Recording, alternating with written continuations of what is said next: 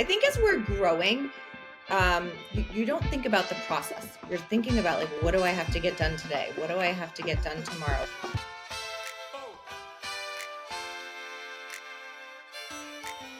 I mean, everyone that listens knows that I scour the internet, social media, talk to friends to try to find the most interesting guests. And everyone talks about how many sales they have and they talk about all their coaching. But I was scouring the internet, and on one agent's profile it said that she was interested in brunch, and I just thought this is my people. So I'm excited to talk to you today, Abby. Abby Palanca with Serhant Real Estate in New York, serving Brooklyn and the general Manhattan area. You're a bruncher. I'm a bruncher. I'm in New York all the time. So like, where do I need to go the next time I'm in your area? So when you come to Brooklyn, we're going to go brunching all around. I have so many of my favorites. Five Leaves has the best pancakes you'll ever have.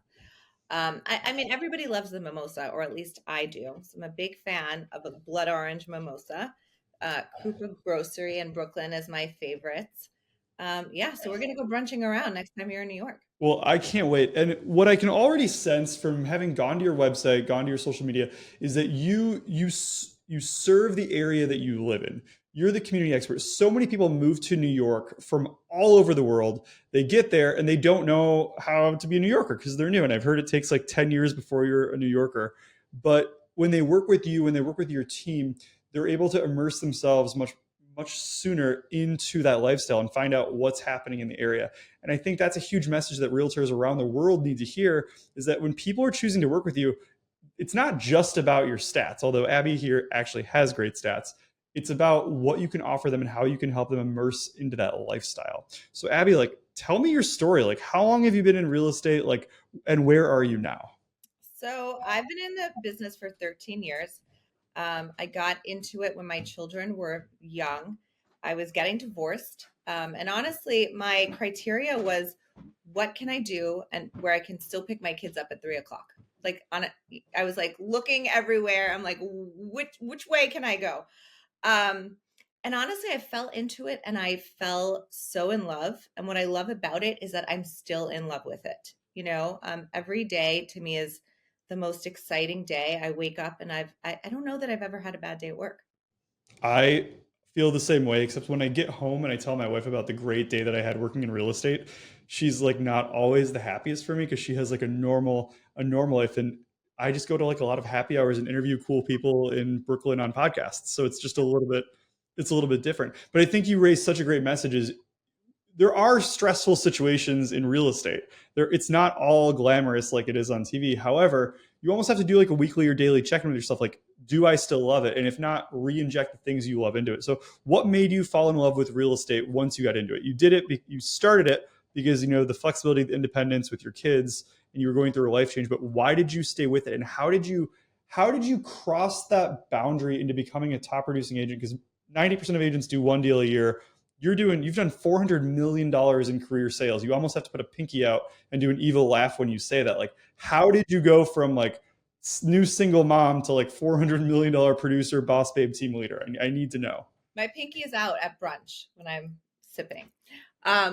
So honestly, I think it was my own life change that really helped me fall in love with this business, because you think about that, and it's such a vulnerable time in your life, and that's a lot of our clients come to us at the most vulnerable times in their life. You're getting married, you're starting this new chapter, you're having a child, you're getting divorced, there's a death, and it's kind of that like interpersonal relationship that you develop with people in like some of either the happiest or saddest times of their lives that I really do love the most. Like being able to walk somebody through the largest transaction in their financial life while like having that emotional attachment to them, I think is such a unique place to be.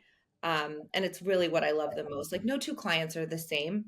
So no 2 days are the same. No two deals are the same.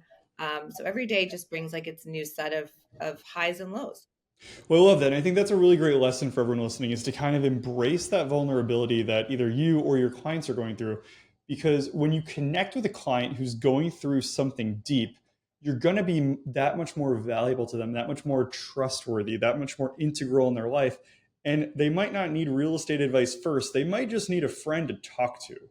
Thousand. for any of those things that you mentioned before. And those are also huge buying signs. So if they trust you with like the life stuff, they're obviously going to choose to work with you on the real estate side as long as you're continually like reminding them of what you do.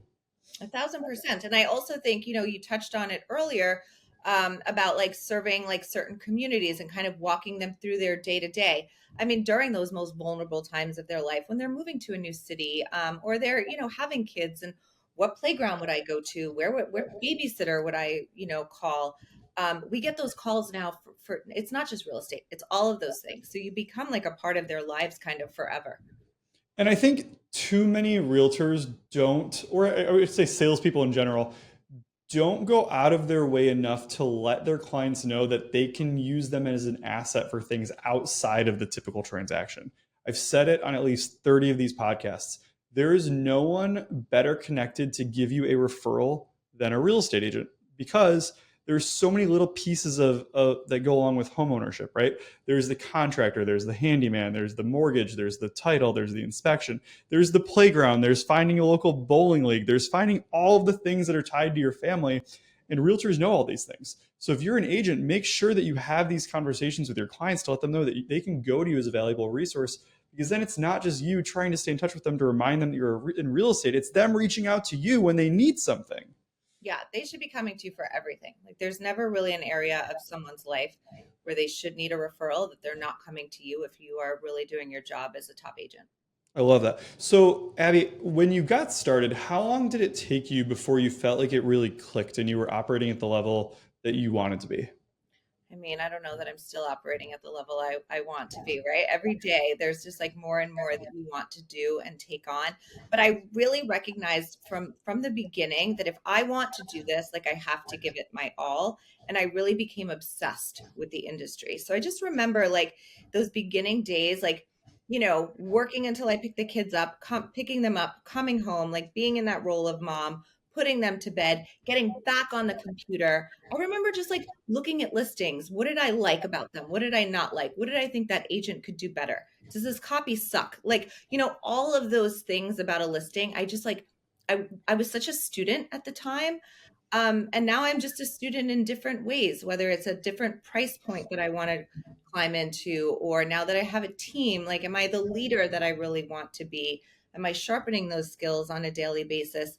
So, I mean, there's just, it's constant like growth in this industry, which is Within incredible. that first lesson of kind of like putting intention behind the idea of being a student, this is something that doesn't cost any money. It takes intentionality, but you can look, but all the clues are there. We say all the time, success leaves clues. You can look at 30 listings, see what you like about different ones, what you don't like about different ones. And then all of a sudden now you know how to direct your photographer or your marketing team the next time they go into a property. And it doesn't cost anything to shadow other agents. I mean, like, you're plugged in at a great company with hundreds of other top producing agents. You can choose to emulate the ones that have things going on that you like. You can choose to meet with them, learn from them. Most of us are happy to share tactics all the time. And that doesn't cost any money. No, I mean, it costs nothing to be curious. And I think that curiosity can just lead to such incredible growth if you're paying enough attention. I love that. So let's talk about your team specifically. So you guys, obviously, you're in New York, so the price point is a little bit higher, right? So like, I'm in the Midwest. Our price is like, we're buying homes for 400 to like 1.8 or so. And you guys, I mean, you can barely get a one bedroom for, I'm assuming, like under 1.8 in your area, right? Yeah, I mean, we handle all price points. What I love about last year, like last year specifically, I think my lowest deal was like 450. Oh my God, I could afford a place in New York. Wow. And my highest was 22.5 million. Okay, well, 22.5 million makes me want to salivate. And I think everyone listening is like, Abby, teach us how to do that. But I'm sure it all comes down to relationships. So you did that with what team size? Last year we were a team of four. So team of four doing $80 million. What are you guys on track for in 2025? We'll probably hit like 125 to 135 is With where the same team size? we've grown by three. Grown by three. What types of roles? A lot of people listening have different size teams, different size businesses. I would like to mention your units were also extremely high, especially for the New York, Brooklyn, Manhattan area. What is your role on the team, and what are the other roles that you employ? So I'm still out actively selling. It's one of my favorite parts of what I do. So I'm still there every day, like in the trenches with the entire team.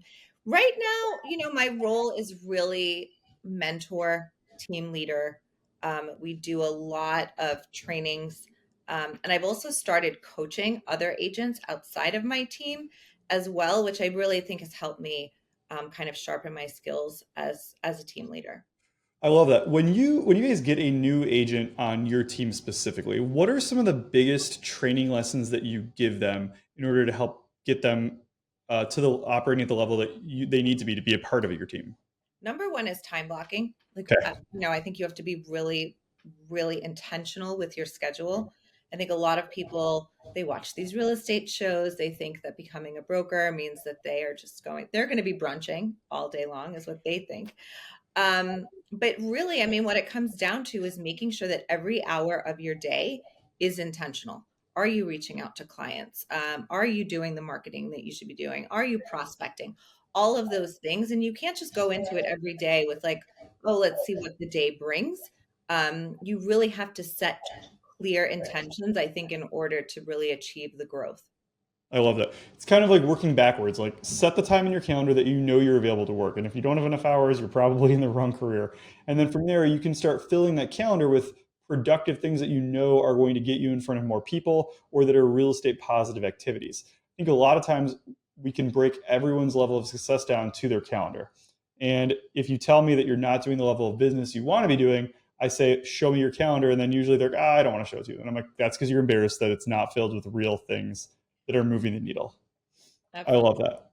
Tell me like what specific marketing do you do to attract new buyers and sellers? So honestly, a lot of what I do is very like community oriented. I have young kids in school. I have older kids in school. For me, when I got started, it was how can I kind of bridge wanting to grow a business with like really wanting to be an active community member, active parent. So I do a lot of events focused around things that are happening in the community. I love showcasing small business owners, trying to push as much business to them as What does possible. that look like? What does showcasing a small business owner look like for you? So every month I feature somebody different on our newsletter. I try and drive as much traffic to that business as possible. We host all of our events at local businesses throughout our area. If we're donating to, a school event, for instance, like we'll buy gift certificates and stuff them in our bags so that we're, kind of driving business to new places in the neighborhood. If we're launching a new listing, I love working with a local business owner. There's like a sandwich shop where I'll like people will come into the open house and I'm like, after this, you should go see Joe because, he knows you're coming and I'll just run a tab for the day and, buy everybody lunch. I absolutely love that. And I think that's a specific thing that I actually haven't heard on the show before. So many agents bake cookies for the open house, which is awesome, and they use a local business to buy things for the open house. You're actually coming up with something like a follow up. So most agents call the client afterwards, like, "Hey, like, how did the open house go? What do you think? You want to buy the house?" You're saying, "Hey, I know you're not working with me yet. You're not signed up, but I have a tab open at this bar next door, at this sandwich shop next door. Go enjoy a sandwich. It's the best one in town, and think about the house. And then I'll follow up with you next week to see what questions you have." I mean, that is going so far above and beyond. But you're also supporting a local business. You're also creating like something you can share on social media. Your action gives you three or four different irons in the fire to get business, and that's just I think a really unique and novel approach. You're getting me excited about marketing again. Yeah, and I think number one, it creates a bunch of cheerleaders in your community for you, right? All of these business owners are definitely going to be sharing your information because you're sharing theirs. And I also think it's leaving people with something different to think about after they leave an open house. I go into every open house with how am I going to make this the best open house that they are going to visit today? Because most likely they're going to three, four, five. Like mine needs to be the most memorable, so how am I going to make that happen? I absolutely love. Give me some examples of other things you've done to make super memorable open houses. Like, I've seen, some of the $1 million listing ones on TV where people are hiring swans and Rolls Royces to be crazy, but not everyone has a $30 million Netflix budget to do an open house. Like, I love the sandwich idea. What other things have you done that have, made memorable open houses or even showing experiences? So I've hired a face painter. For one, I love to do an Easter egg hunt if I have a property that has the space for it. We've done that a few times. I really love around Halloween to do a pumpkin patch in one of our listings. And I always try to do it the day before, like one of the local schools has their Halloween event, because whatever Mm. leftover pumpkins we can donate to them. So it's kind of like killing two birds with one stone.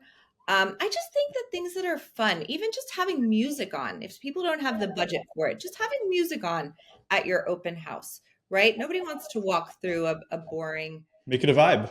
Yeah, make it a vibe. So that at the end of the day, when they leave, they're like, "Wow, that was a great time." Well, it's kind of one of those things where people, like some people, like half people out there are homeowners, half are not. And of those who are homeowners, did they enjoy the process of buying a house the first time? Did their agent make it an exciting and memorable process that they want to repeat? And I can tell that you're going about your business in a way that makes people want to buy real estate. You're turning it into just like instead of just going to a showing, going to an open house, it becomes a little bit of an event. So if I'm a busy dad, I have my kids, I'm like, do I want to go to this open house tomorrow? I need to buy one, but like I don't know if I'm gonna have time with all my kids stuff.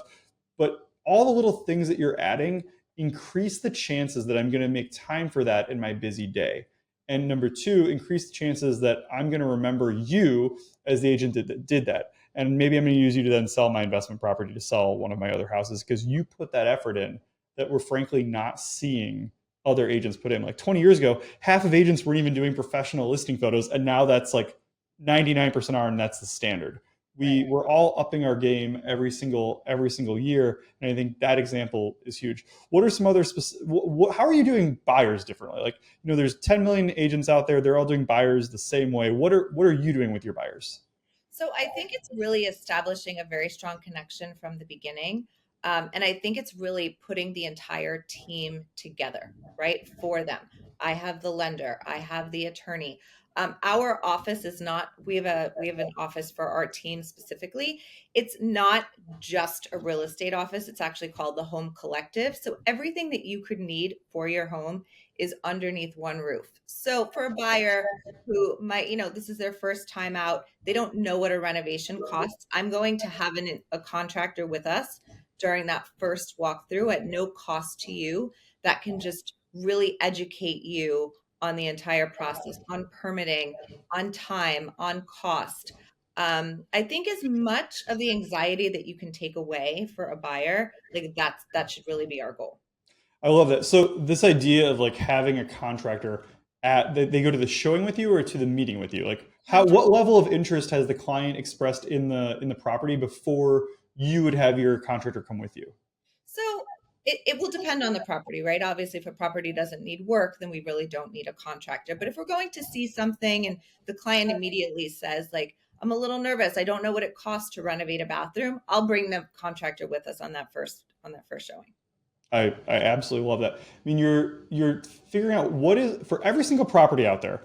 You're looking at it ahead of time and saying, what is going to be the barrier that this client is going to give me to why they're not going to buy this property, and who can I bring with me, or what can I bring with me to allay that fear.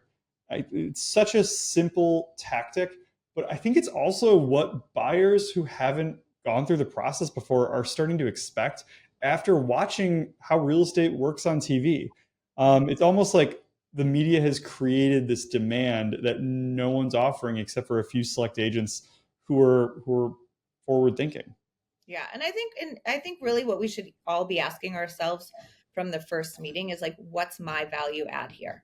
Hmm. You know what I mean? Like, what can I do to really show the client why they should be working with me? It's not just showing up, touring through, or sending them to an open house by themselves, right? It's what am I going to do to make them feel like I'm truly committed, to this purchase with them.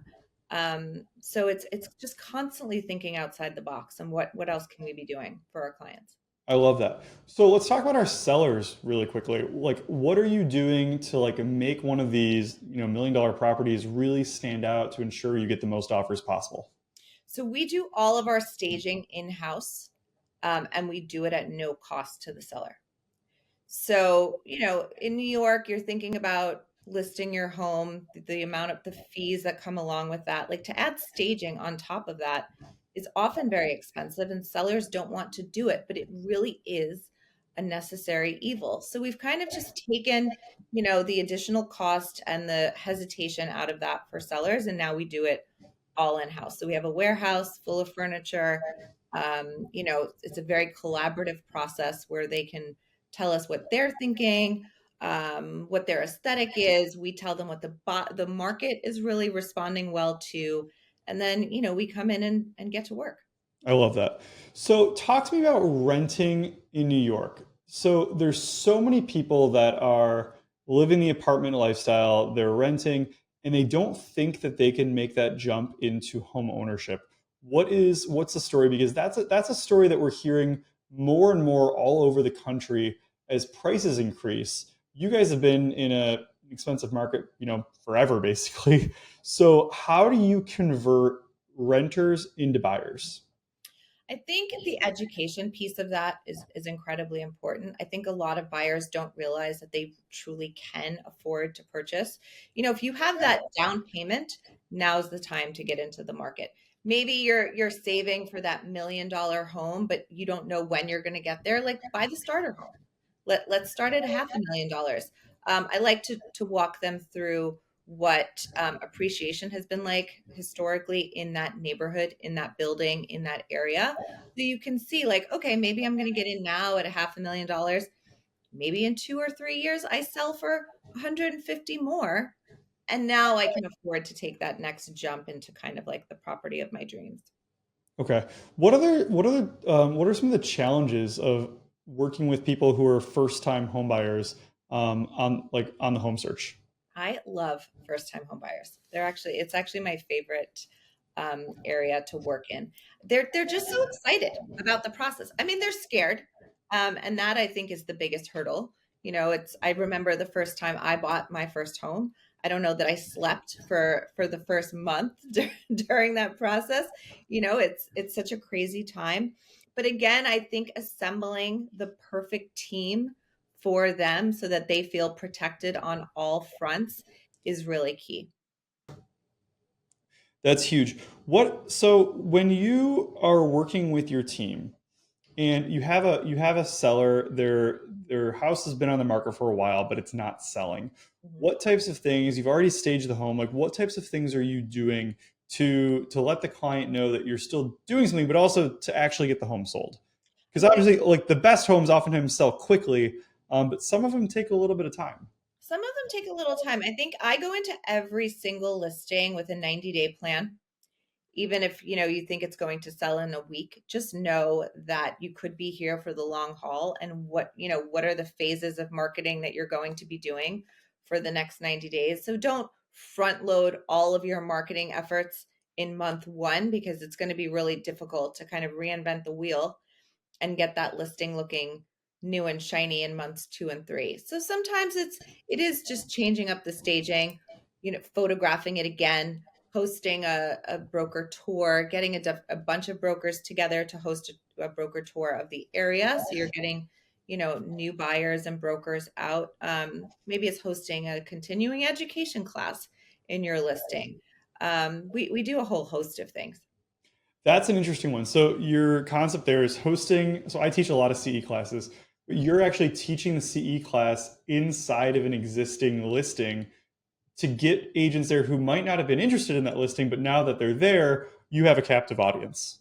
Totally. And I think again, it comes back always down to what am I giving everybody that's something of value? So to say, like, come to my broker open, I'll give you a sandwich. None of us are going to brokers open for sandwiches anymore. But, 2 or 3 CE credits, it might be worth the trip. Yeah, you have to do CE anyways. You may as well do something fun. It's so interesting to see the marketing that's being done on the East and West Coast and some higher price markets because it's different than what we see in different areas. But it doesn't have to be. Like the ideas can work anywhere as long as you are forward thinking. I saw the last time I was in New York, a friend signed me up for a company that brings top like Michelin rated and James Beard chefs into open houses to do like ticketed meals. So I literally paid like $200 to do a dinner with a top chef at like a $4 million open house. The realtor just talked for like literally 1 minute, and then she was a guest at the thing. She bought, I don't know if she bought a ticket or she donated to the open house, but it was just such a creative idea. And so now we've started doing that in different areas around the US that we work in, of saying like, hey, let's get a cocktail, like a really great mixologist, and do a great cocktail party at a listing in order to get people to come that who wouldn't have necessarily been interested in just coming to a random open house. Exactly. What do you have cooking for the next year? I mean, you've built your business to $125 million a year.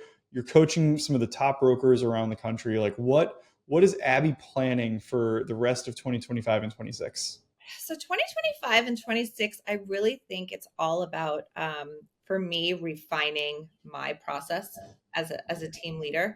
That's kind of like the mindset I'm in right now. I think as we're growing, you don't think about the process. You're thinking about like, what do I have to get done today? What do I have to get done tomorrow? But I think now that the team is really operating, like a well-oiled machine, we're busy, we kind of know what we're doing. It's like, okay, how do I take this business and begin to scale it in a way that everybody on the team can experience growth at the same time? So that's kind of really the mindset I'm in right now. I love that mindset. If someone listening wants to get a hold of you for coaching, or if they have a client moving to New York, how would they get a hold of you?